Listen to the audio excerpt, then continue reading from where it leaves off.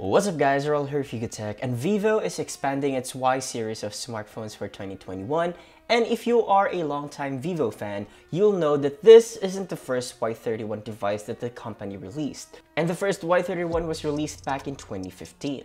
Now we got our hands on the 2021 model, so check out our initial take on this device.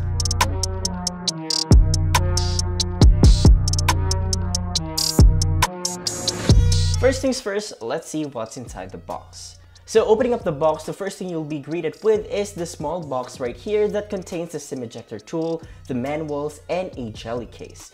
Under that is the phone itself, then below you'll find a pair of earphones, a USB Type-C cable, and the adapter. The Vivo Y31 features an attractive frosted matte finish on the back, and it is still prone to fingerprint smudges, so better use the free jelly case included in the box. It is available in two colors, racing black and ocean blue.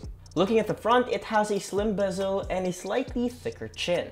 For display, it is a tall device with a sizable screen and a mini drop notch at the center for the selfie camera, as well as the call speaker.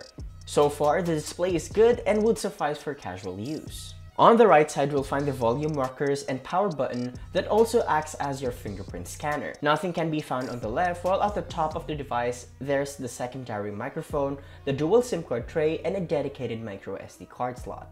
Down at the bottom is a 3.5mm headphone jack, primary microphone, a USB Type-C port, and a loudspeaker. Looking at the back, we can see the triple camera setup consisting of a 48-megapixel AI camera, and also you'll find here the Vivo branding. We're going to reserve our full thoughts about the camera on the Vivo Y31, but for now, check out these sample shots.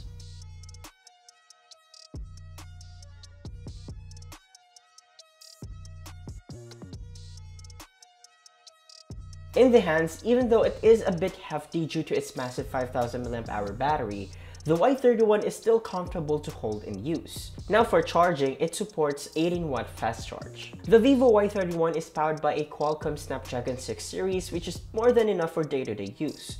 We'll talk more about its specs, performance, and price in our full review, so stay tuned for that. So, what do you guys think about the Vivo Y31?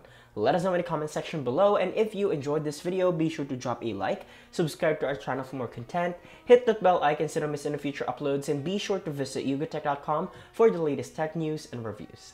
This has been Arel, and I'll catch you guys in the next one.